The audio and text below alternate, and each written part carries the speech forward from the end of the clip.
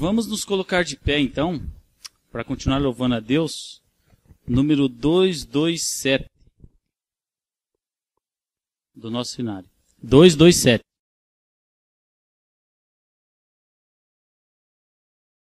Agora com bastante louvor a Deus, meus queridos. Luz bendita, luz gloriosa.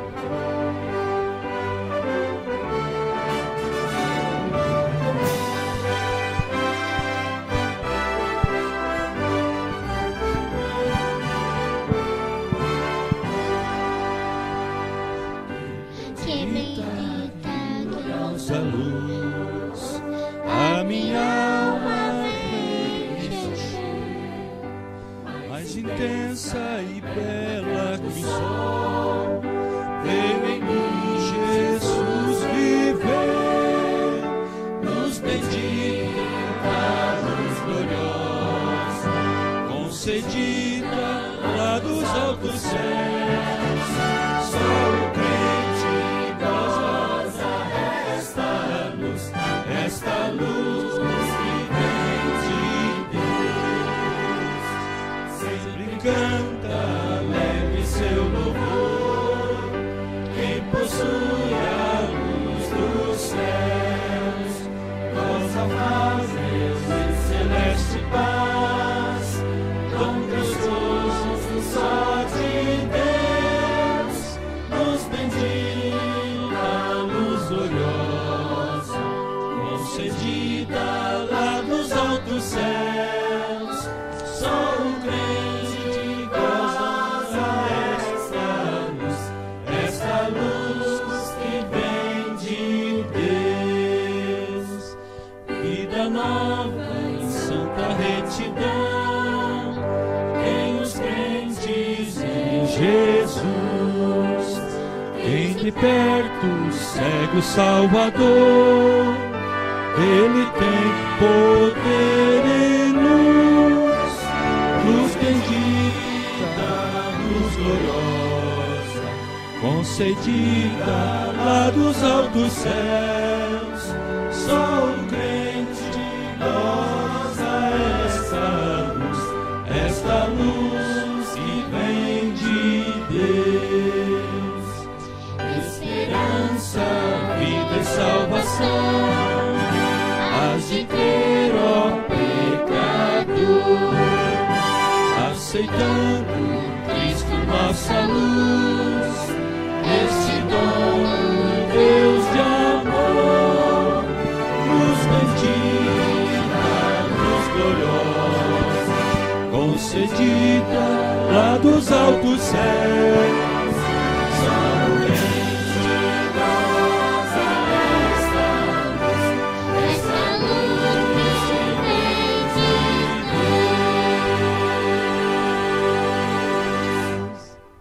Difícil, mas no finalzinho chegamos lá, né?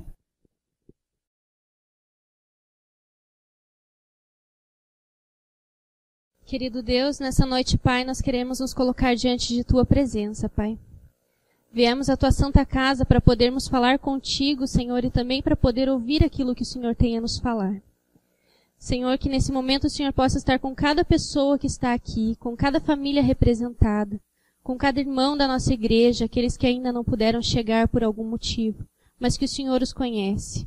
Que o Senhor possa estar com eles, Senhor Jesus, e que essa luz que nós cantamos hoje, Senhor, possa irradiar em nossas vidas, Pai. Que a sua luz possa brilhar em nossas vidas. Queremos te agradecer, Senhor Jesus, pelas bênçãos que derramou sobre cada um de nós durante essa semana, porque durante todos os dias o Senhor tem cuidado de nós. Queremos te pedir, Senhor, que o Senhor cuide desta programação e que o Senhor ouça os nossos pedidos. Te agradecemos tudo, Pai, em nome de Jesus. Amém.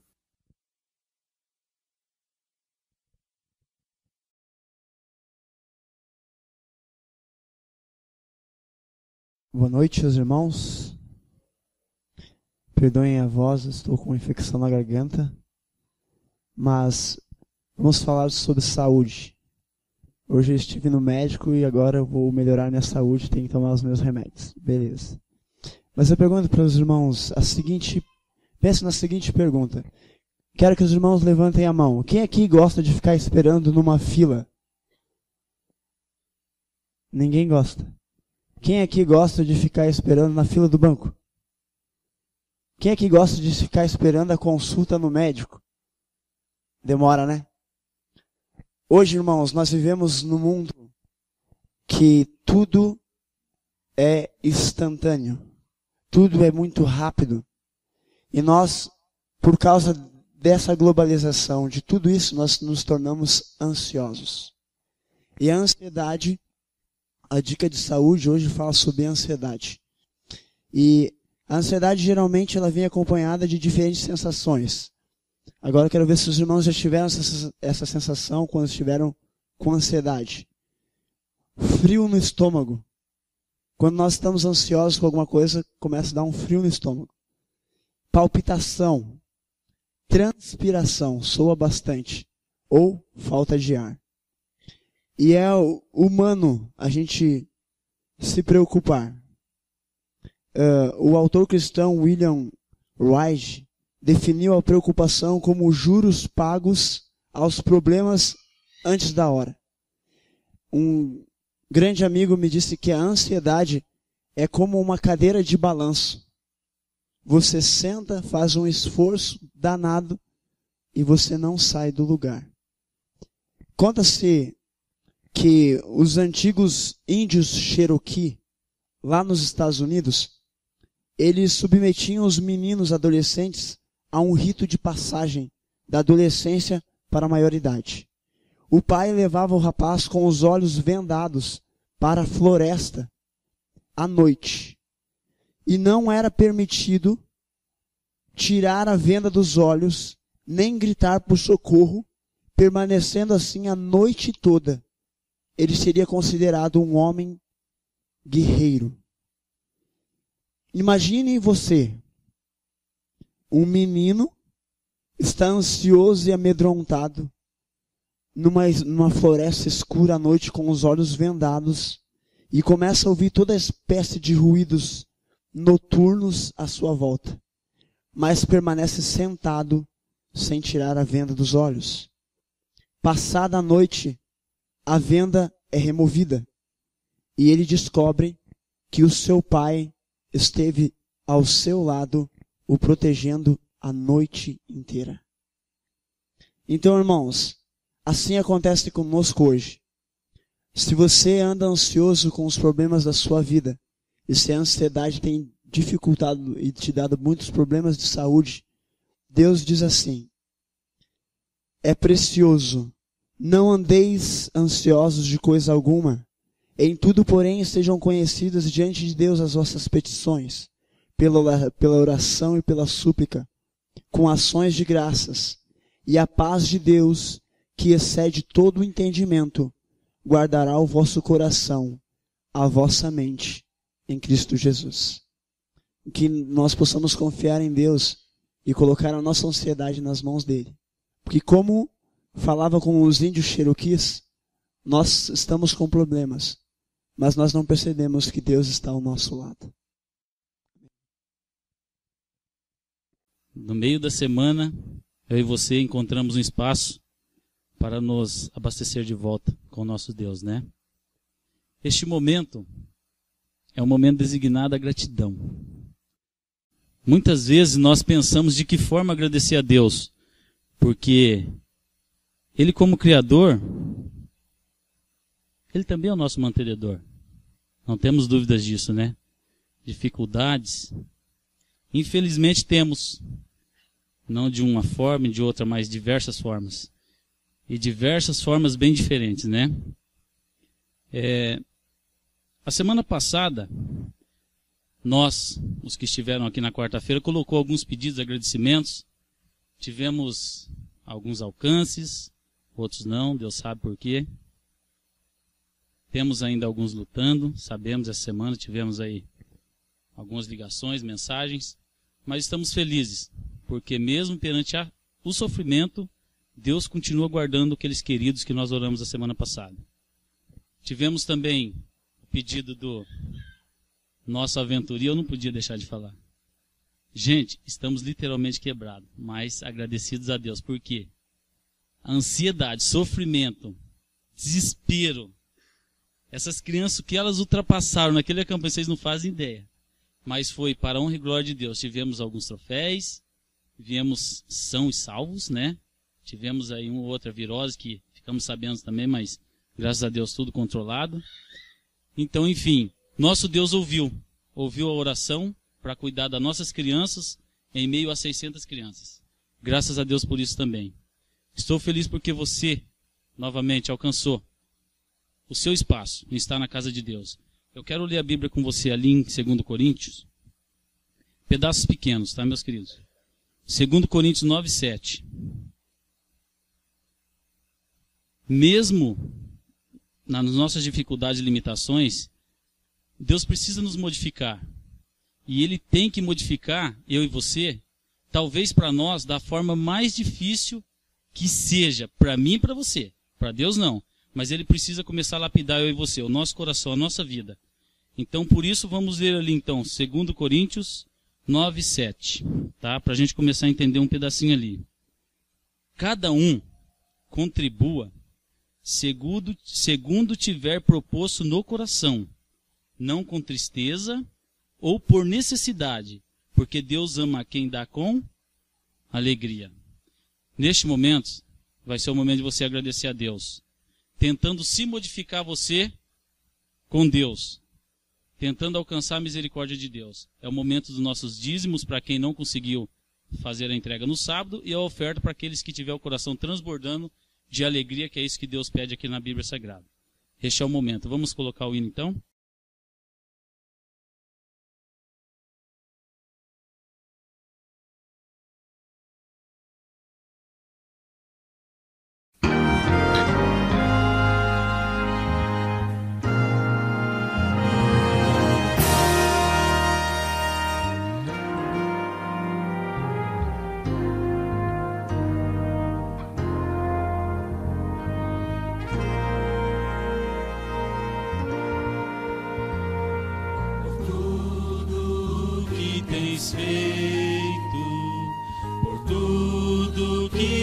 Fazer por tuas promessas e tudo que és, eu quero te agradecer por todo o meu ser.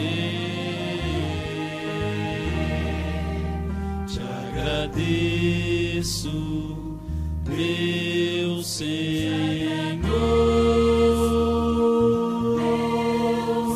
Te agradeço, meu Senhor, te agradeço por me libertar e salvar, por ter morrido em meu lugar. Te agradeço, Jesus, te agradeço, eu te agradeço.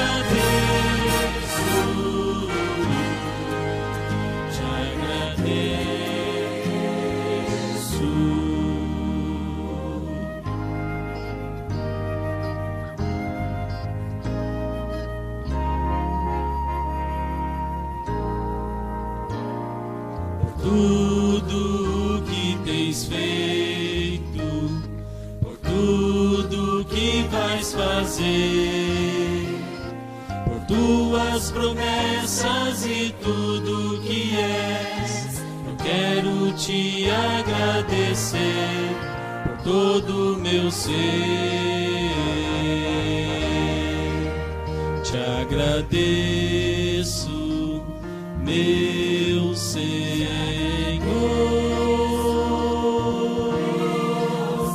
Te agradeço, meu Senhor.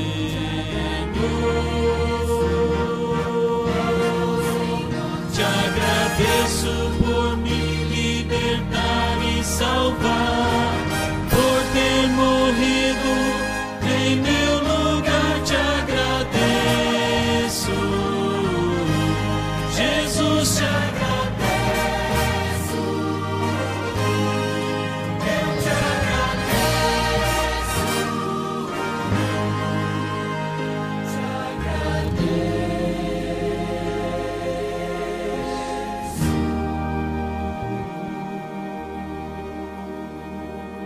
Amém? Vamos colocar ajoelhado?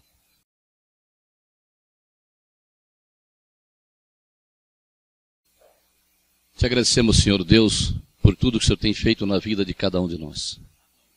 Pai querido, muito obrigado, porque até aqui o Senhor tem nos conduzido com teus braços fortes.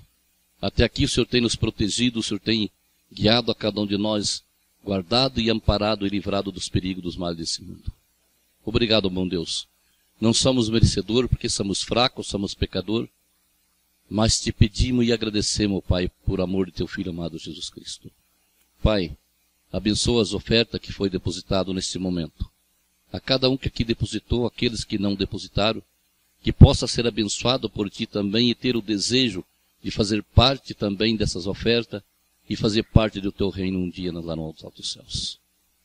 Pai querido, neste momento também entregamos a vida de cada filho seu, especialmente aqueles que estão enfermos no leito de dor. Não precisamos mencionar o nome, que o Senhor tenha o conhecimento, mas seja feito a tua vontade na vida de cada um deles. Dá a cura, Pai, que seja para a honra e glória do teu santo nome. Oramos em teu nome, querido Jesus. Amém. Mais um momento, então, de agradecimento, pedido. Vamos colocar a nossa vida nas mãos de Deus mais uma vez, então. Talvez aí com a angústia que você passa, talvez aí com alegria.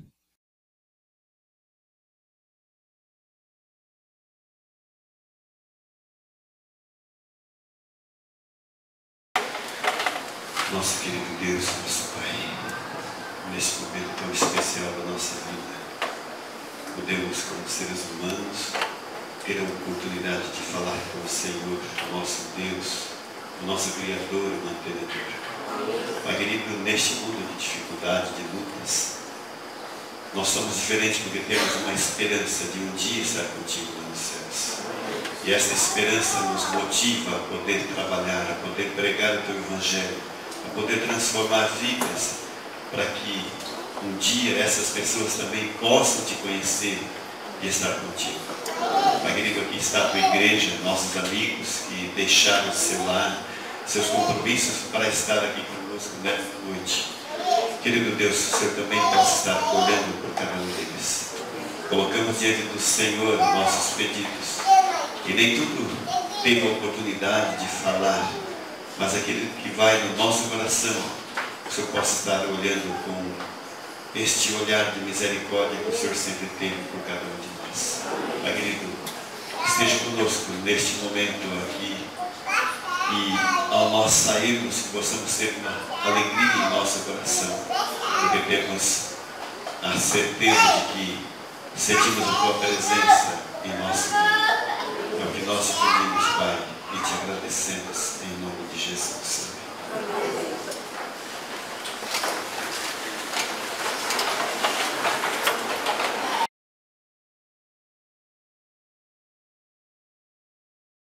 Boa noite, irmãos. A mensagem de hoje ela é muito importante e ela está em Deuteronômio 5, 32, 33. Diz assim: Cuidareis em fazerdes como vos mandou o Senhor, vosso Deus. Não vos desviareis nem para a esquerda e nem para a direita. Nem para a direita e nem para a esquerda.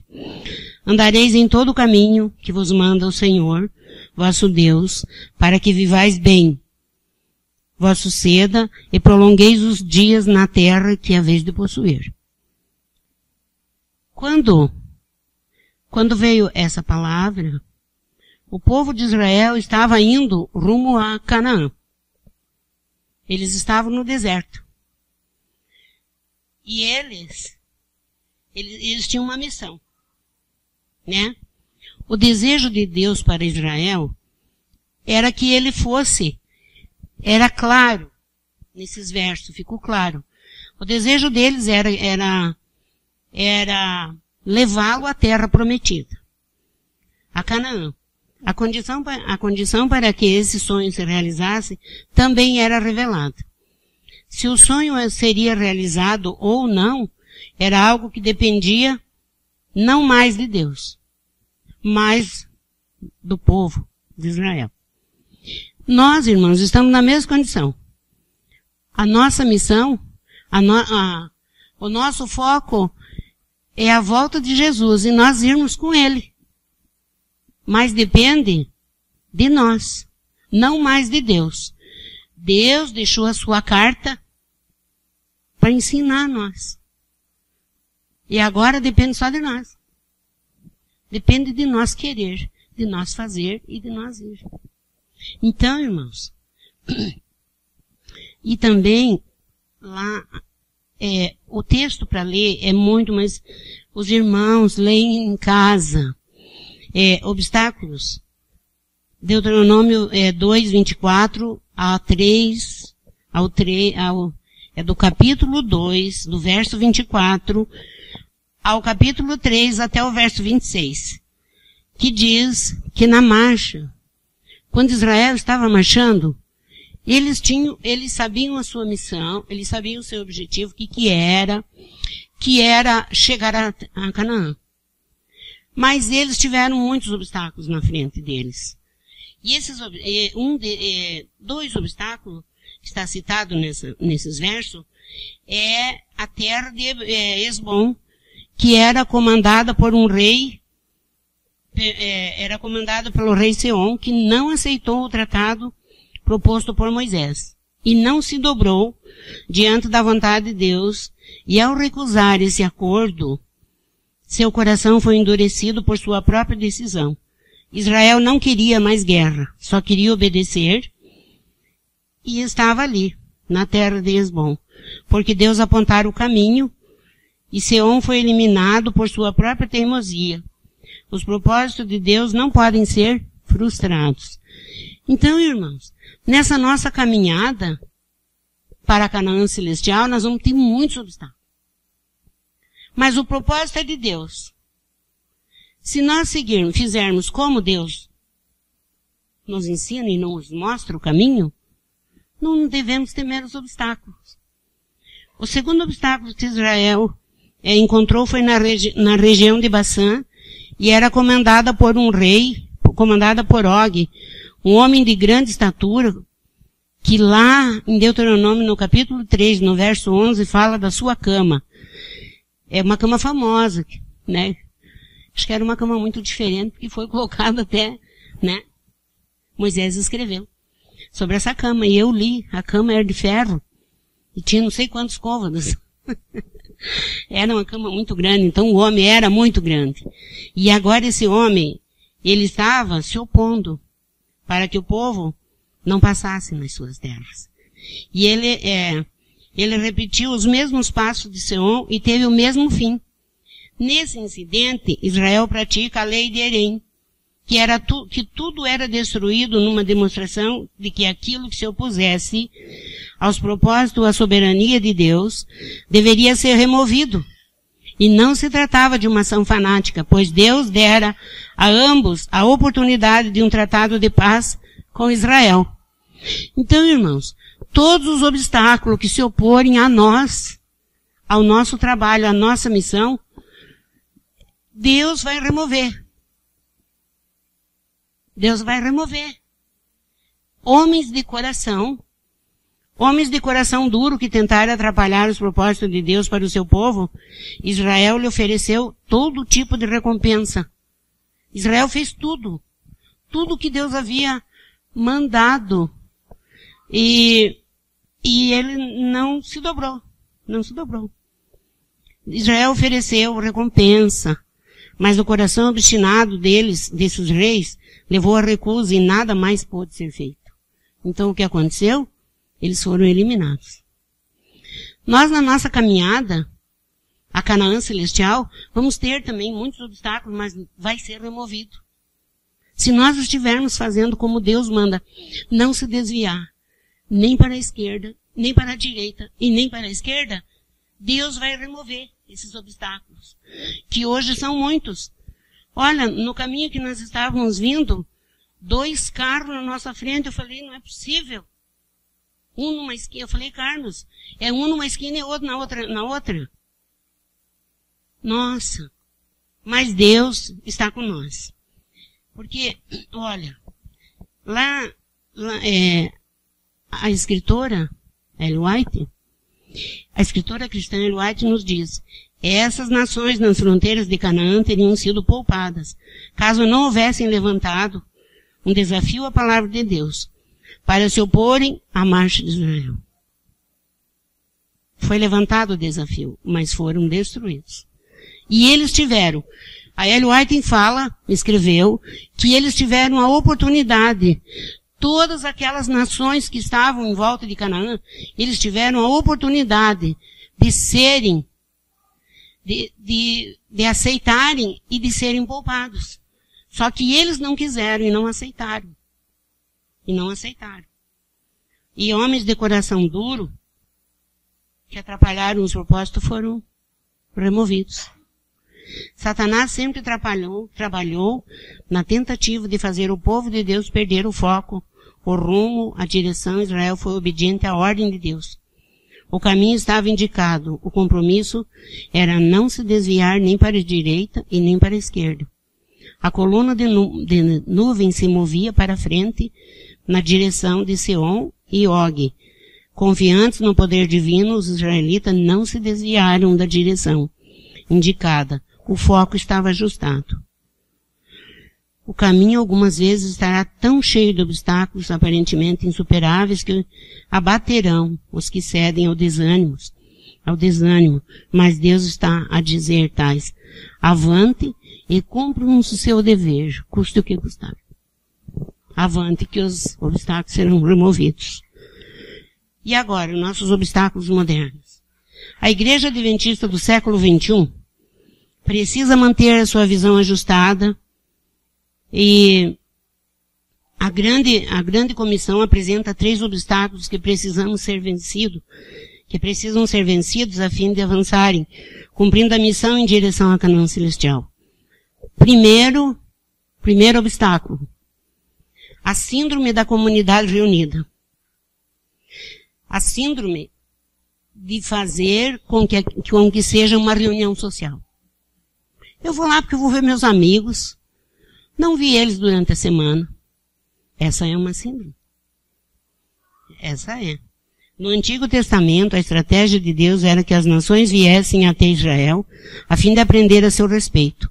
No Novo Testamento, a dinâmica segue em outra direção. A ordem agora é o idem.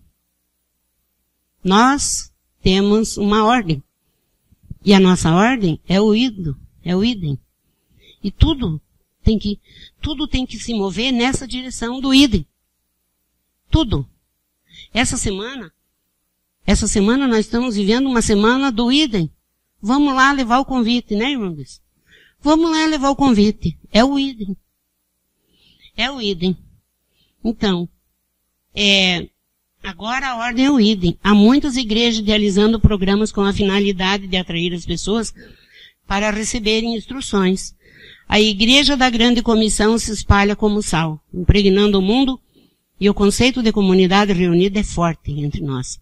Sabemos como operá-lo, mas o nosso desafio é romper barreiras, levando a compreensão da igreja espalhada, igreja como sal e luz. É a nossa missão. Somos a igreja que é um sal e que é uma luz. O segundo obstáculo é a doença da satisfação. A igreja tende a estar satisfeita com o que já realizou e acaba falhando em continuar avançando o idem. Traz a ideia de movimento físico, ou seja, mexa-se. Jesus pediu aos discípulos que esperassem, mas isso durou 10 dias. E o poder que desceu sobre eles é o mesmo poder disponível aos discípulos modernos. A igreja hoje tem os discípulos modernos. E o mesmo Jesus que comandou os discípulos lá é o mesmo que comanda agora. Não mudou nada. Então, e a falha da compreensão da tríplice missão de Cristo. Em diferentes épocas, a igreja realçou uma das 3 dimensões da missão, mas raramente colocou ênfase nas 3 discipular, batizar e ensinar. A missão está centralizada nessas 3 ações, de forma conjunta. No episódio envolvendo Seom e Og, Israel foi obediente ao mandado de Deus e isso resultou em vitória. E aqui vem, se a igreja batizar, se a igreja batiza sem fazer discípulo e sem ensinar, está desobedecendo a Deus. Se a igreja quer fazer discípulos sem batizar e sem ensinar, está desobedecendo a Deus. Batizar sem ensinar depois, está desobedecendo a Deus. O desafio para a igreja hoje, a igreja do século XXI, é executar as 3 ações. Somente uma ênfase equilibrada, discipulado, batismo, ensino, pode cumprir a grande comissão. Fazer discipulado, fazer discípulo, batizar e ensinar. A igreja é o instrumento apontado por Deus para a salvação dos homens. Foi organizada para servir a sua missão e levar o evangelho ao mundo, desde o princípio. Tem sido o plano de Deus que através da sua igreja seja refletida para o mundo a sua plenitude e a sua suficiência. E agora eu pergunto, irmãos, quem é a igreja? Quem é a igreja do sítio cercado? Eu. Você. É a igreja do sítio cercado. E Deus tem um caminho pelo qual deseja que a sua igreja siga. E a sua vontade que prossigamos avançando sem desvios, seja para a direita ou para a esquerda. O Senhor nos ordena, ide e avante. O pastor Jim Poulsen, que foi presidente mundial da Igreja Adventista, ele escreveu um artigo na Igreja do Futuro. Eu tenho essa revista onde esse líder da Conferência Mundial escreveu. Ele escreveu a Igreja do Futuro. Ele apresenta 9 marcos como limite de segurança, dos quais a igreja nunca poderá se afastar. Jesus Cristo é a Escritura Sagrada. Jesus Cristo, a Escritura Sagrada, mente aberta, rejeição ao relativismo, prioridade missionária, sensibilidade ao sofrimento. Hoje, a tendência do ser humano é ficar insensível ao sofrimento das pessoas. Tomar muito cuidado. Nós temos que tomar muito cuidado com o sofrimento das pessoas. Não podemos nos tornar insensível. É uma dos focos.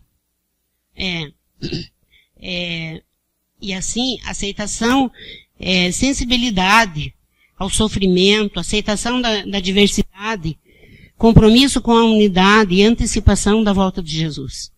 São os nossos focos. Não nos tornar insensível. Nós sempre ter em mente a volta de Jesus. Não interessa o que está acontecendo. Interessa fazermos o nosso idem, a nossa missão, e a volta de Jesus. Uma vez o Adiel foi lá em casa o Adiel foi lá em casa e falou assim para mim e pro Carlos: o que vocês vão fazer da vida quando vocês ficarem velhos? Vocês têm que fazer uma segurança de vida agora, que vocês são jovens, naquela época nós éramos jovens. Vocês têm que fazer. Qual é o futuro? Eu falei, o futuro sabe qual é? Com uma touca de tricô na fila do INSS. Então, e depois a volta de Jesus, e daí é que veremos o que vai ser para o futuro. Mas, olha só, não é isso aí. Não é isso que eu falei para o Adiel. O nosso futuro é o idem, é a missão e a volta de Jesus. Aqui somos sofridos, só obstáculo na nossa vida. O movimento adventista, missionário, o povo de Deus sempre tem focado a missão, e isso deve ser um marco bem definido em nossa estrada para o futuro.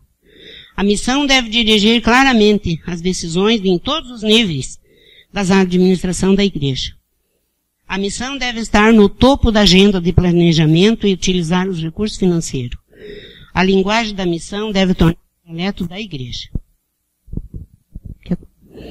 Então, a vinda do Senhor tem sido em todos os séculos a esperança de seus verdadeiros seguidores. A última Salvador, no Monte das Oliveiras, de que ele viria outra vez, iluminou o futuro, e seus discípulos encheram o coração de alegria e de esperança, que as tristezas não poderiam apagar e nem as provações empanar. Em meio de sofrimento e perseguição, o aparecimento do grande Deus, nosso Salvador, Jesus Cristo, foi a bem-aventurada esperança. Foi a bem-aventurada. A volta... Tá ligado, né? A volta de Jesus é a nossa suprema esperança. Mas isso só ocorrerá quando a missão for cumprida. Quando cada um de nós fizer a nossa parte. Esse grande sonho que nós temos de ver Jesus, eu sonhava muito, eu queria muito que Jesus voltasse antes dos meus filhos crescerem. Antes. Eu orava e pedia, Senhor, volte antes que os meus filhos cresçam. E ele não veio. Então, irmãos, vocês que têm filhos pequenos, por favor, vamos levar o idem à frente e fazer a missão. Vamos orar para que Jesus volte enquanto as crianças de agora são pequenas. Quando o Alisson nasceu, eu ficava pensando, Senhor, volte antes que o Alisson cresça. O Alisson cresceu. Não está querendo mais vir à igreja. É só sofrimento. Agora tem a Mariana e a Ana Luísa, que estão crescendo. O Brian. E eu quero que Jesus volte antes que eles cresçam. Antes que eles descubram a luz do mundo. Temos que fazer a nossa missão. Temos que pregar o Evangelho. Para que Cristo volte logo antes que as crianças do sítio cercado cresçam. E a gente veja eles se distanciarem, né? Então, irmãos, a nossa missão é essa. Somos a igreja do século 21. Nós que temos que levar.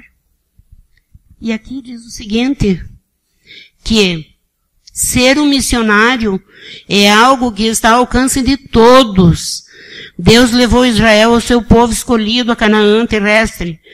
E no futuro, ele levará a sua igreja, o Israel espiritual, a Canaã celestial. Sem desvios, sem distração, seguindo o caminho indicado, a igreja de Deus triunfará.